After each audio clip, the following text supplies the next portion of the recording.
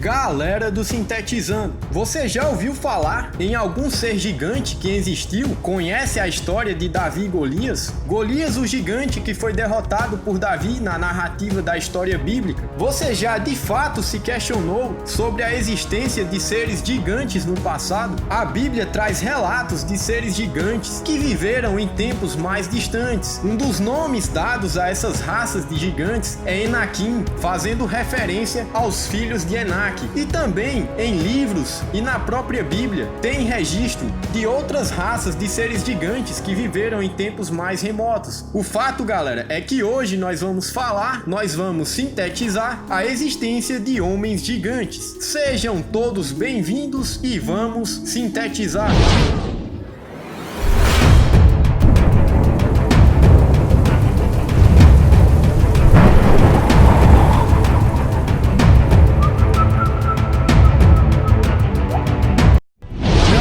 Pedro Eugênio, seja muito bem-vindo novamente e vamos lá, galera, vamos falar sobre os gigantes. Primeiro que nós já citamos que Enac é o nome dado ao pai dos gigantes, os chamados Enaquins. Agora você já se questionou o que significa o nome Enac? Enac, galera, significa pescoço gigante. E quando fala pescoço gigante, a gente lembra logicamente das girafas. Não, perdão, se você não gostou, beleza. Mas enfim, galera, fazendo essa comparação de pescoço gigante, que é o significado do nome, com as girafas, dá para se ter uma ideia do tamanho desses seres, desses homens que viveram no passado. O fato, galera, é que há cerca de 5.000 anos existiram homens lá na região da Mesopotâmia que a altura chegava até os 4 metros. E se você pensa que só existiram os Enaquins no passado, ainda se fala em outros gigantes, que seriam os primeiros gigantes que habitaram na Terra. Esses gigantes seriam conhecidos por Nefilins e teriam uma altura ainda maior que esses homens que habitaram na Mesopotâmia nesse período de cerca de 5.000 anos atrás. Para se ter uma ideia, galera, de como eram esses gigantes, na Bíblia, no livro de Números, no capítulo 13, versículo 33, o povo hebreu enviou alguns espiões para poder conhecer como era a terra prometida e os povos que lá viviam. E os espiões, eles relataram que viram gigantes. Esses gigantes são os filhos de Anak,